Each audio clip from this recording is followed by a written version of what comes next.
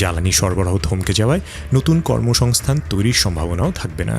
শিল্প কারখানা, গার্মেন্টস সহ নানা সেক্টর থেকে কর্মী ছাঁটাই হতে থাকবে।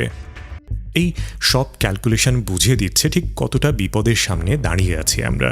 এই সবগুলো যদি একসাথে আমাদের দিকে ধেয়ে আসে, তবে তা পারমাণবিক আঘাতের মতোই ধ্বংস করে দেবে আমাদের বর্তমান এবং ভবিষ্যৎ। নড়াইল সদরে তেল নিতে এসে না পেয়ে ম্যানেজার ও তার সহযোগীকে ট্রাক চাপা দেয় চালক। প্রিয় দর্শক, এতক্ষণ যা কিছু বললাম তা আশঙ্কা, সম্ভাব্য সর্বোচ্চ খারাপ পরিণতি। যুদ্ধ যদি আগামী কয়েকদিনের মধ্যে থেমে যায়, সেই ক্ষেত্রে প্রভাব নিশ্চয়ই এর চেয়ে কম হবে আশা করি।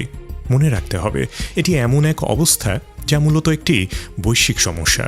মধ্যপ্রাচ্যের যুদ্ধে কয়েকজন দুর্ভাগা বাংলাদেশি প্রবাসীর মৃত্যু হয়েছে, কিন্তু আমরা যদি যথাসময়ে প্রস্তুতি নিতে না পারি, তাহলে যুদ্ধের পরোক্ষ প্রভাবে অনাহারে অভাবে আরও অগন্তি মানুষের প্রাণ যেতে পারে।